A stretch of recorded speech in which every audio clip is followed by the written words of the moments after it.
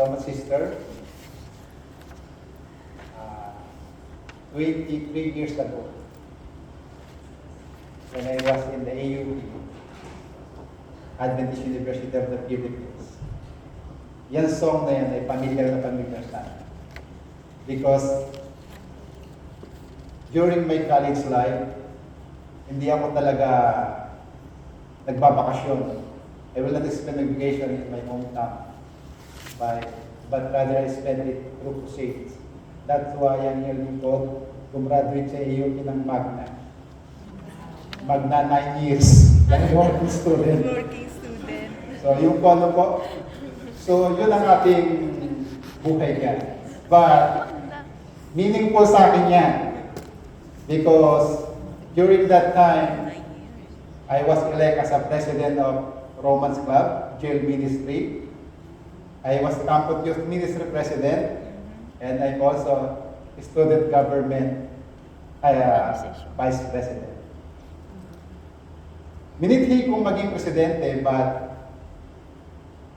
hindi pinagkaloob ng tadhana.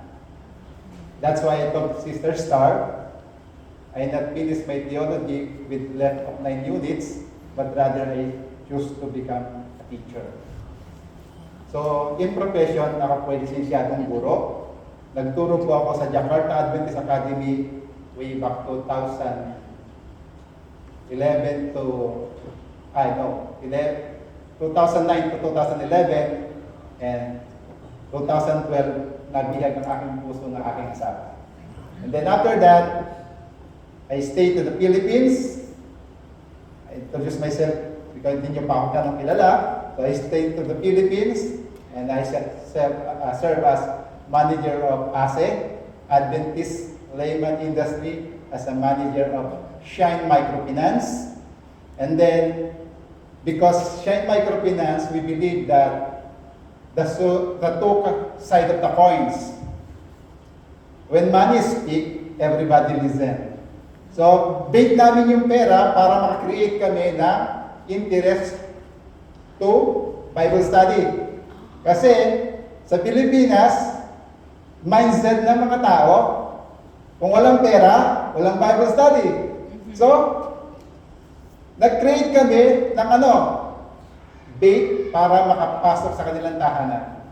And luckily, yun nga, for almost 10 years as a manager, naka-brought kami na 79 souls to that.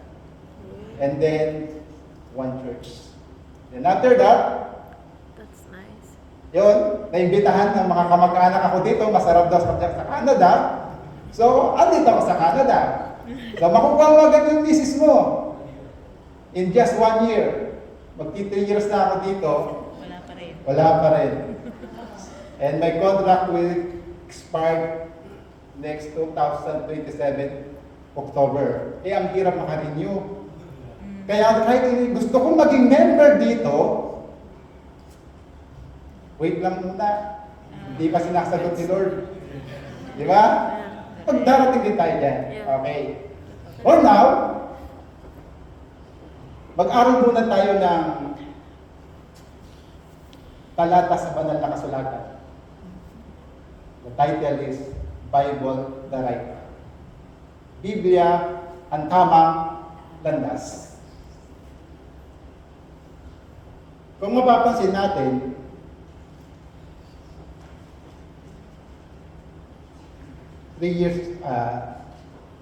bago ako pumunta rito,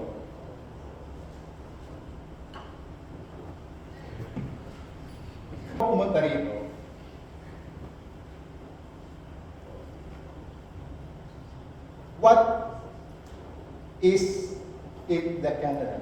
Anong meron dito? Snow. Pilipinas walang snow. That's why I choose this message in my booklet, Bible the Right Path. The Bible describes the right path as a journey of faith, wisdom, and obedience guided by God's Word. Amen? Amen. Okay. Journey of faith. That's why our lesson kanina, Ate Joanne, di ba? Anong meron tayo? Okay. In Psalms 119, verse 105, your word is lamp to my feet and light to my path. Ang salita mo ilawan sa aking landas, ang salita mo ilawan sa aking mga paa at liwanag sa aking landas. So it means, meron tayo ginagawa kasi may landas. And this is the question. Naranasan niyo na bang maligaw? Yes. Oh. Oh, yeah. Okay. Do you experience the loss? Yes. Yeah. Before we continue, let's pray. Dakila namin Diyos na makapangyarihan sa lahat. Salamat po Panginoon. At nagkatipon kami. At ito po Panginoon. Kami mag-aaral ng sitas ng banal na kasulatan. At sa pagbubuklat po namin ng banal na kasulatan, pangunahan po kami ng inyong banal na Espiritu. At maging pagpapala po sa bawat isa sa amin. Kasihan niyo po ang puso't isipan ng katalinuhang makalangit. Ang langit na dalangin namin sa pangalan ng Panginoong Yesus. Amen. Bible. Sa ating kaisipan, meron ako dito acronyms. The Bible. The acronyms is basic, instruction, before, leaving, earth. Earth. Yeah. Basic instruction before leaving earth. So what is the basic in Canada? Snow. So Brother Mila, what you need to prepare? A winter jacket. Yeah. Right? Yeah. Pero ngayon, nakabarong ako, no? Because we are celebrating our Independence Day. So if we are looking forward for the basic, it is the first thing that we have to do in our mind is, ano ba talaga ang meron sa snow, sa Canada? Eh, ngayong taon, halos hindi nagka-snow, di ba? Yeah. So every time that there is snow, actually, first time experience is na dito, Kuya Rudy, nandun ako sa press point, Oh no. madaling araw. And you know what I'm doing? Humiga talaga, ganun-ganun ako ng snow. Because that is the first time in my life. That's why the basic is, this is the starting point. So sa tayo magsisimula sa basic instruction of our life that we are here. Now, what is this basic instruction before leaving earth? Find and follow the right path.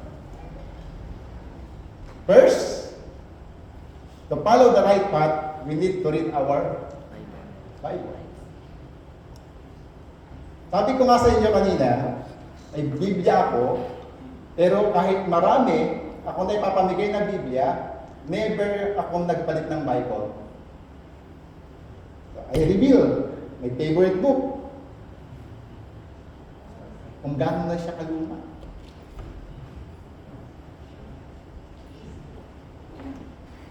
You see? Yeah. Marumi. Mm-hmm. Dirty. But all of these dirty things that written here is not a mess. It is all blessing. Every time that I open my Holy Bible, even though I sleep, I never sleep without my Bible in my hand. And this Bible, every time I read, saves me. In the Philippines, one time I'm driving, and then I forgot to bring my license, and there's a checkpoint. When I open my bag and there's a flash bag and the Bible, oh, Pastor po kayo? No, elder lang. Sige po, Pastor, tuloy na po kayo. See? And even here, in Canada, when I was going to Saskatchewan, I was in the Calgary airport, because from Saskatchewan to Calgary, nag-drive lang kami. Then pagdating doon, airplane, over baggage. Oh no. So I need to remove something. Then my brother-in-law is starting to nagmamakawa. Iimang na tinapay na to. Paaway pe. But when I open my bag, and then Bible, and then there's a question, what's that? Bible. Okay, it's okay, you go. You see? That's why I told you, if you have a Bible in your hands, He saved you. God always asks. But the problem is, do you read this? This one. Romans 15:4. for whatsoever things were written aforetime were written for our learning, that we through patience and comfort of the Scriptures might have hope. Sa ikatututo natin na magkaroon tayo ng pagtitiis, kaaliwan, at pag-asa. Yun yung lesson natin kanina, right? Ang masama, we read our Bible as instrument to sleep. Oh, marami nagbabasa ng Bible kasi gusto lamang niya matulog. Yeah. He used the Bible as instrument to sleep. And you know, brother and sister, 4 times in my life, I read my Bible from Genesis to Revelation, pero hindi ko siya na-memorize na naintindihan lahat. Pero the thoughts, alam ko na meron nakasulot na gano'n. At yung nga sinasabi kanina sa lesson natin, kahit anong mangyari, kung alam mo ang thought na pinag-aaralan mo, you are on the right path. And that is the first instrument. You are in the right path, and find the right path, first read your Bible. Pero pag nagbasa ka ng Bible, when you read your Bible, make sure that you are in comfort and look forward for the day. Another one, obey our God. Kanina, sa lesson natin, a while ago, maraming naniniwala na banal ang kasulatan at kaaya-aya. Ngunit, iba yung sinasabuhay. Kaya ito, Proverbs 10:17. He is in the way of life that keepeth instruction, but he that refuseth it will die. Ano sabi? Tayo ay maaaring magkamali. Pero, if we truly obey our God, hindi tayo mawawala. And in obeying God, we must remember 3 things. Agree. Agreeing.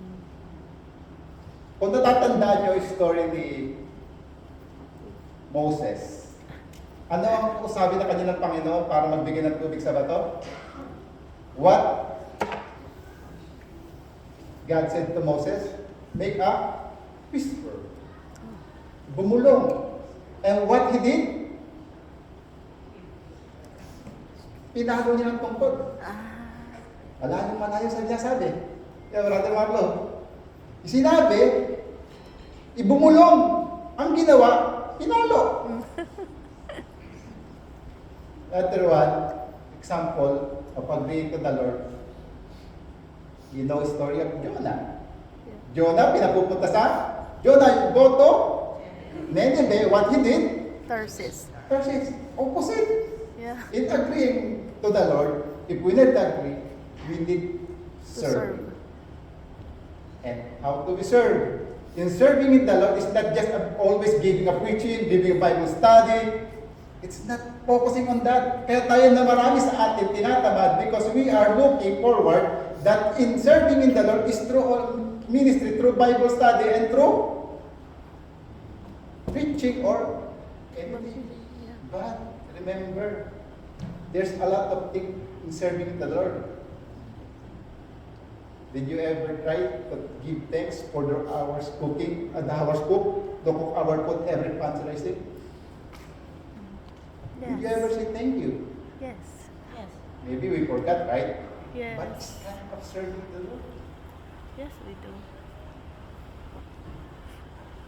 Month ago, kami nung mga katropa kong mga standing habang kumakain, sinuggest ko sa kanila, sa aming lugar, we have 144 members. Club.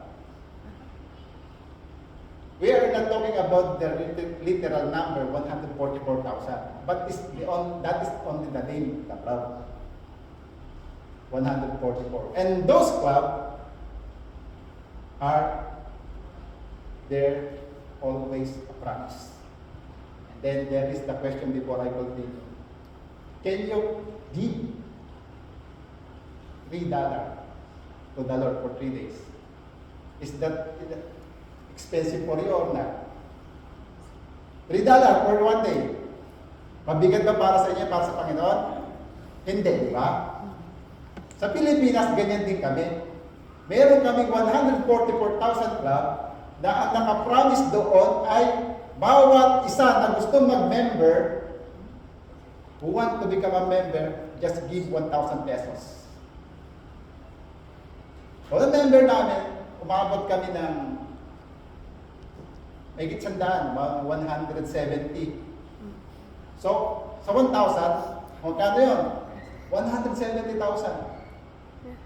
And then, sa distrito namin, hindi na namin hinihintay yung nanggagaling sa taas. Sa distrito pa lang namin, nagpo-provide na kami ng 150,000 na ibinibigay sa simbahan na beneficiary. Kung sino man yun, doon sa distrito namin. At yung natitirang 20,000, yun yung pondo ng mga layman.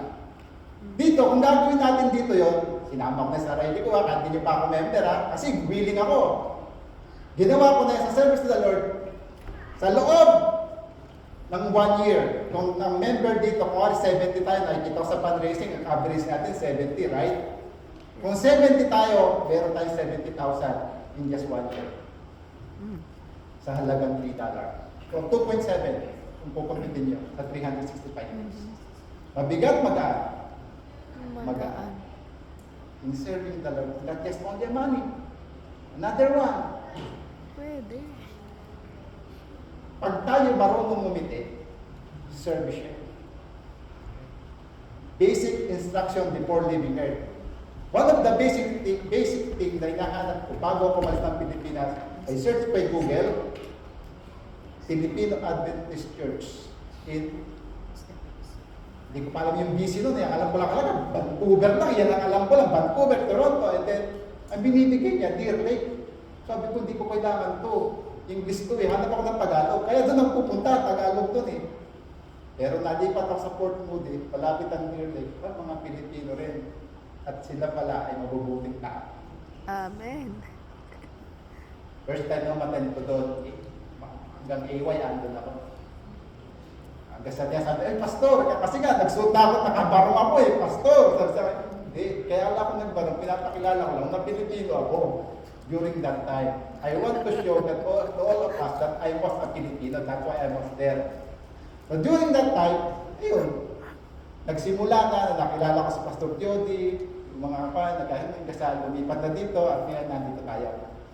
At yung nga, pag si-serve sa Panginoon, sinabihan ako, brother, pwede ka bang mag-speaker?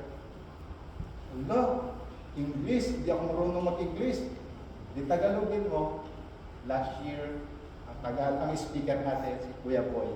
Tanda nyo, nahihirapan na siya mag-Tagalog. Pero ako, hindi pa. Kaya sabi ko, okay, I will do it for the Lord. Serving the Lord. Next one, follow. If we don't agree, if we don't deserve, we will always follow. If we follow the Lord, if we follow God as our personal Savior, dapat laging andyan niya, magkakagibat yan Hindi po pwede mawawala ang pagsunod. Dahil ang pagsunod ay dapat akibat ng lahat ng paggawa sa Panginoon. Huwag lang matutulan sa pinakamalapit na disipulo ng Panginoon. Who is the one who denied Jesus after 3 times the rooster crowed? Tater. Baka pagtilaok ng manok sa ating buhay, ginalay na rin natin ng Panginoon. At yung sinasabi natin, susundan kita, O Jesus, sa dugo mong nabuhos. Itakwil man ng lahat, ako'y susunod. Basta sabi ng kanta, pero pagdating na ng trials and temptation, I will reflect of Jesus. Mga kapatid, if we truly follow the right path, read our Bible, obey our God. Next is accept Jesus as our personal Savior. If we truly want to accept Jesus as our personal Savior, Romans 10:9, if thou shalt confess with thy mouth the Lord Jesus and shalt believe in thy heart that God hath raised him from the dead, thou shalt be saved. May tatlo dito. Kung kanina, sa read our Bible, tatlo, at disobey tatlo, dito tatlo rin. Relationship. What is the relationship? Revelation 3:20. here I am. I stand at the door and knock. If anyone hears my voice and open the door, I will come in and eat with that person and they with me.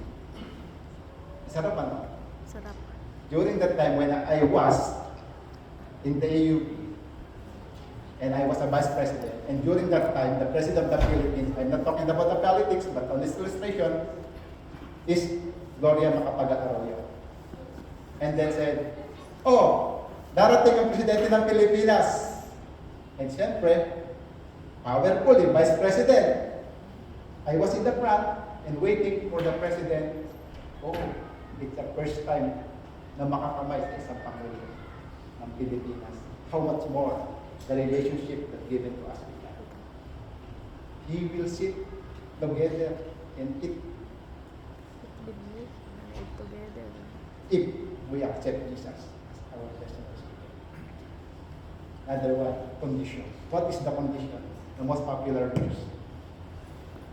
For God so loved the world. I think marami sa atin nakaka-memorize nito. For God so loved the world That He gave. that He gave His only begotten Son, that whosoever believeth in Him should not perish but have everlasting life. Ano yung binibigay? Everlasting. Everlasting life. That is the condition if we accept Jesus Christ. Mhm. Eh ako nga, ang hinihingi ko lang ilan? 70. Mhm. Masaya na ako. I hope for everlasting life. That is the condition if we accept Jesus as our personal Savior. Next one, that is all. John 1:12. Yet, to all who did receive Him, to those who believe in His name, He gave the right to become children of God. Eh, ampunin lang ako ni Kuya. Saan si Kuya Oscar? Ampunin lang ako ni Kuya Oscar. Payag na ako. PR citizen na ako. How much more if God accept me? Ay, ampunin ako Diyos, anak na Diyos, di ba? Mhm. Kung tutundin nyo, if you I study the word from the relationship to condition to result, kapakipakinabang ko. Yes.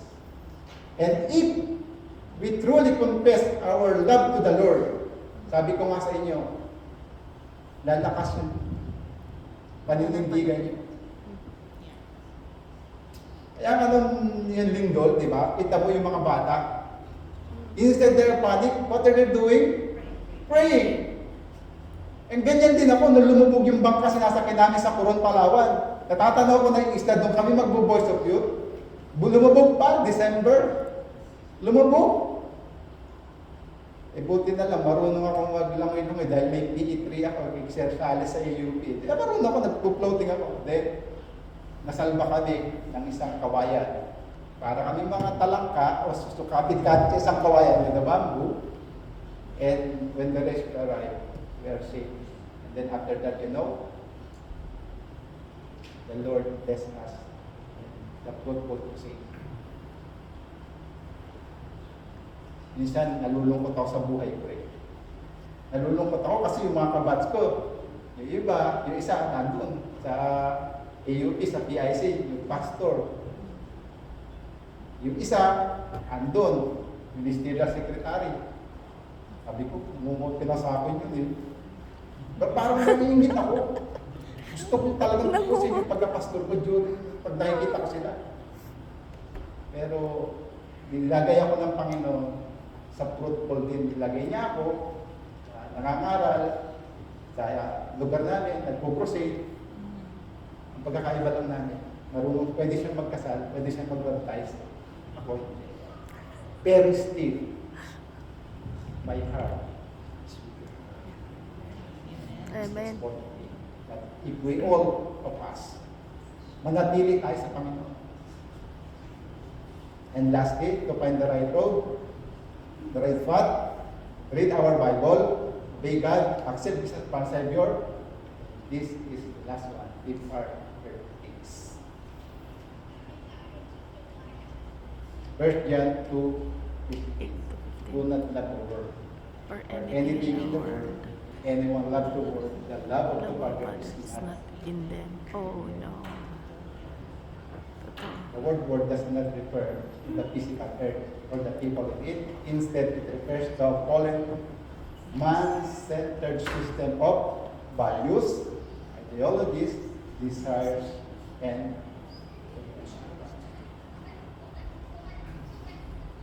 verse 16. The last of This the is the flesh. last. Yes. Sabi po, may kasabihan tayong mga Pilipino, bato-bato sa langit, ang tamaan ay, Huwag magalit. ay, Canadian na nga kayo, bago na. Bato-bato sa langit, at tamaan ay magbago. Oh. Change your life. Hindi, baka Canadian na kasi kayo, citizen na kayo, kaya bato-bato sa langit, at tamaan ay, huwag magagalit. Pero bago na po, magbago. Wala po akong nais makasakit. Ang nais ko lamang po, paalalahanan ng bawat sa atin. The last of the flesh. Makamundo na pagmanasa. Masamang kita ng pagmanasa. Again, wala po akong pinatatamaan, nagsasalita lang. Sa madaling salita, sa kamunduan natin ito, pagdami sa atin, ang nananakit. Mga mga kapatid, tatay, nanay, ading, kuya, bunso. Sa ngayon, kung ang butas ng tenga mo at ang laman ng ikaw mo ay 10, huwag mo nang gawing 11. Kung sa ngayon ang tattoo mo ay 10, huwag mo nang gawing 11.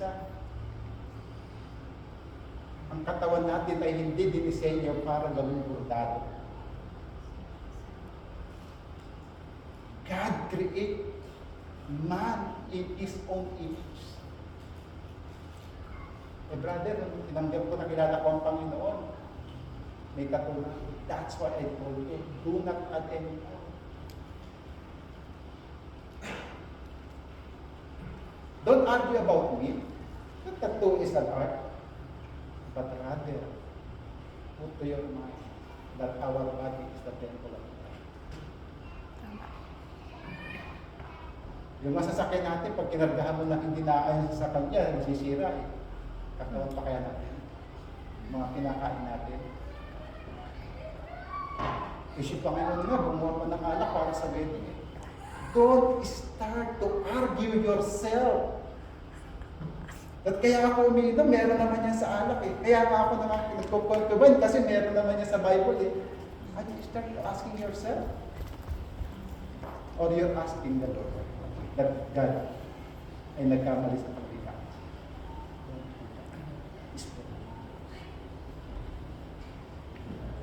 The last sacrifice.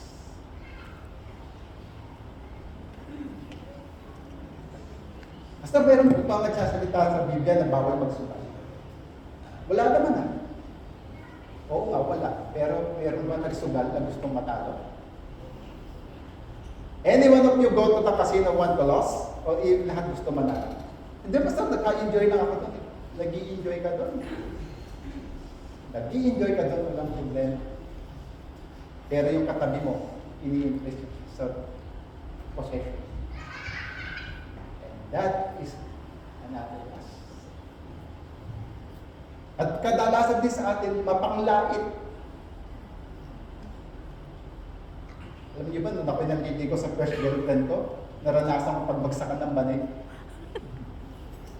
At ang sabi sa akin, Sister Net, di baling mahirap yung nangliligaw sa anak ko, basta meron lamang bukid. Eh, during that time, wala nga kami sakay, maliit lang yung sinasaka natin. Tapos babagsakan ka ng banig. Diba? At naranasan ko din sa aking buhay. Sa kabila ng mga pagtitiis ko, naranasan ko na kumakain ako. Pagdating ko sa dormitory, kakain ako kay Mito. Wala akong pera eh. Pero gusto kong makatapos. Ano ang solusyon ko? Hindi ko alam kung inabot ko si Pali, yung manugang ni Ate Liet, si Kurt Piniti. Tumatanggap ako ng labada. Tumatanggap ako ng labada, 5 piso isang damit, pag clinical, 15 pesos kasi malang doble o maputi, mahirap pag kumot, 20, planchado with down. Planchado See? with Downy. Planchado with Downy. And after that, pag dumuwi ako sa Pilipinas, pag umuwi ako sa bahay namin, sa probinsya namin, instead na hingi ako ng alawa sa nanay ko, ako pa nagbibigay. Kaya natuto ko ng mga iba't ibang survival. Yung mga friends ko nga sa Facebook, dami ko daw ng naluto eh.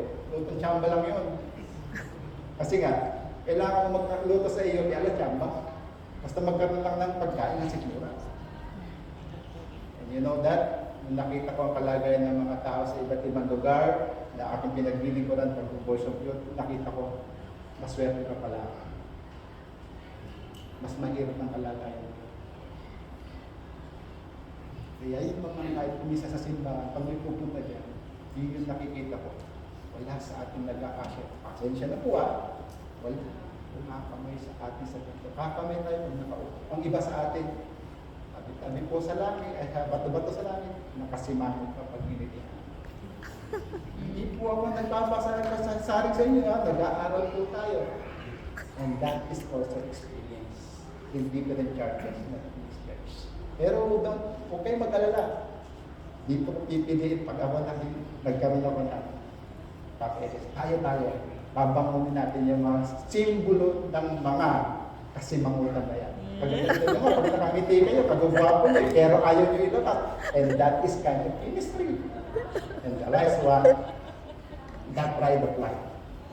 Yan kasi yung problema, ma-pride. Kuminsan, nagkukumpul-kumpul tayo para tayong mga ethnic, para tayong mga koloni ng langgam. Kung itim, pula, kung itim, kung Ilocano, Tagalog. Dapat magkaroon tayo ng pagkakaisa. Yung pride sa ating buhay, iniis na natin yan. Gawin na lang natin right, sakyan na lang natin. Because the center of the pride is I. Ako. You see? The center of the pride is I. Ako. Ako na lamang balagi. Ako na lagi ang chorister. Ako na lang lagi ang naglilinis ng church.